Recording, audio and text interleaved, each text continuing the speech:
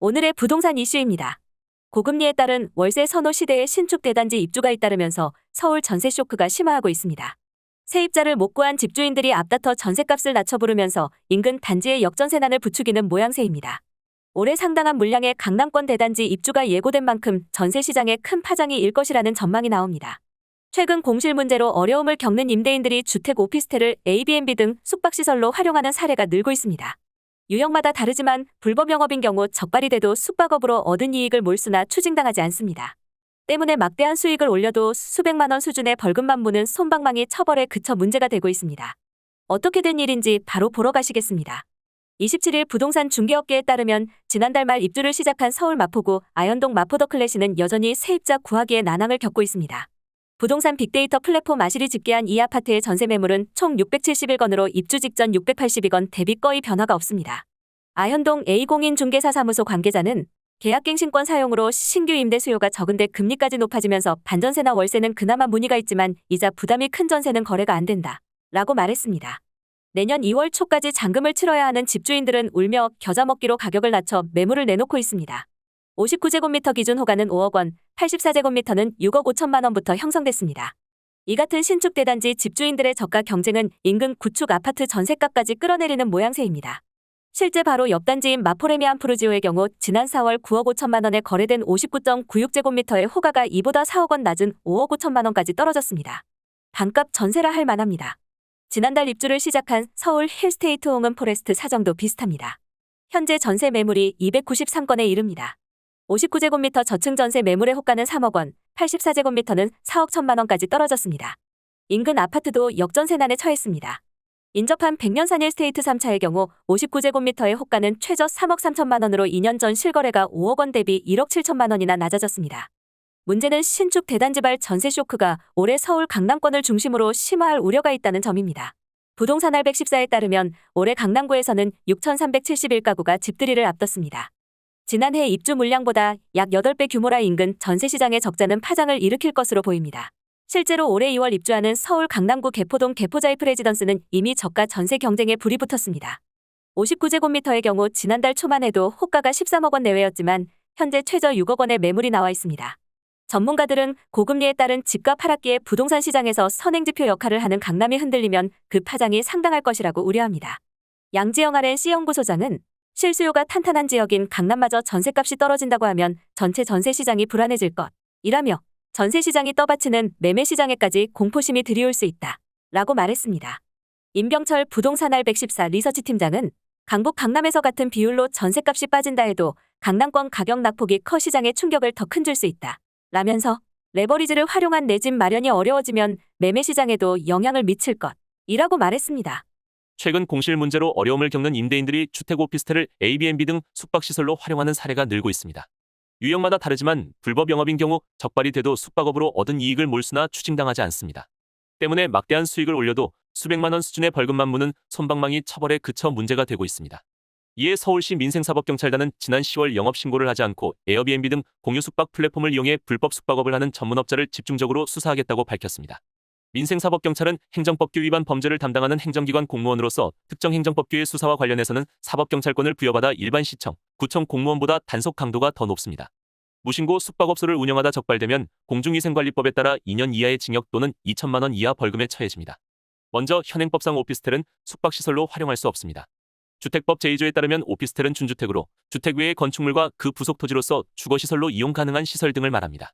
따라서 오피스텔은 일부 숙식과 업무시설로만 활용돼야 하므로 숙박업을 운영하는 것은 법률에 위반됩니다. 지난해 크게 인기를 끌었던 도시형 생활주택의 경우 유형에 따라 숙박시설 활용 여부가 나뉩니다. 먼저 한계동 바닥면적이 660제곱미터를 초과하는 단지형 연립주택과 한계동 바닥면적이 660제곱미터 이하지만 원룸형이 아닌 단지형 다세대 유형은 에어비앤비 등 숙박시설로 허가받을 수 있습니다. 반면 전용면적 14제곱미터에서 50제곱미터 이하인 원룸형의 경우 숙박시설 활용이 불가능합니다. 아파트 단독 다가구, 다세대 등 일반 주택시설은 일정 조건을 충족하면 숙박시설로 활용할 수 있습니다. 이를 위해선 외국인 관광 도시민박업체로 등록해야 합니다. 외국인 관광 도시민박업체로 등록은 영업주가 해당 주택에 거주해야 하며 객실마다 일산화탄소 경보기 등 투숙객 안전을 위한 소방시설을 설치하고 주택 연면적이 230제곱미터 이하일 경우 등록이 가능합니다. 또한 등록 이후에는 손님으로 한국인 투숙객은 받을 수 없으며 외국인 관광객만 이용할 수 있습니다. 만약 주택 세입자가 집주인 동의 없이 임대주택을 무신고 숙박업체로 활용하다 적발됐을 경우는 어떨까요? 미국 뉴욕주와 플로리다주 등 일부 지역에서는 이 경우 세입자 때문에 집주인이 거액의 벌금을 물게 된 사례가 있지만 국내에서는 일반적으로 집주인은 별다른 처벌을 받지 않습니다. 이 경우 집주인은 세입자에게 적절한 금전적 보상이나 계약 해지를 통한 퇴실 등을 요구할 수 있습니다. 오늘의 부동산 이슈 네티즌들의 반응을 살펴보며 마치겠습니다. 여러분들의 의견도 댓글로 남겨주세요. 15년 강남 전세가는 5억 5천만 원 정도 했고 반포자이가 가장 비쌌으며 전세가는 8억 했다.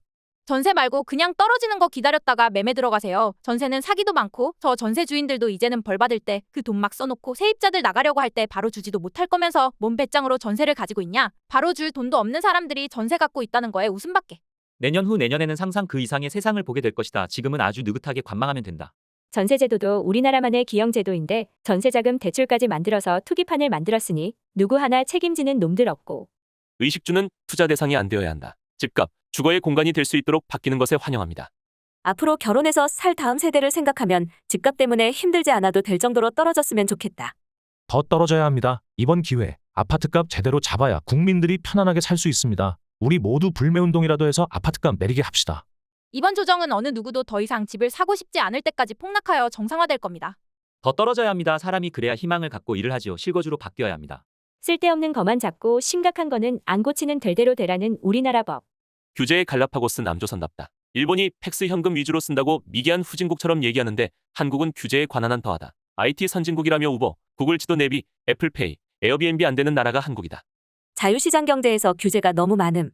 규제 완화 필요합니다. 우버도 그렇고 우리니라 이런 규제들 때문에 창의적 사업이 안 나오고 해외 유명한 플랫폼 서비스도 우리나라에서 활성화가 안 되는 겁니다. 결국 뒤처지고 선택 옵션이 주는 피해는 국민이 가져갑니다.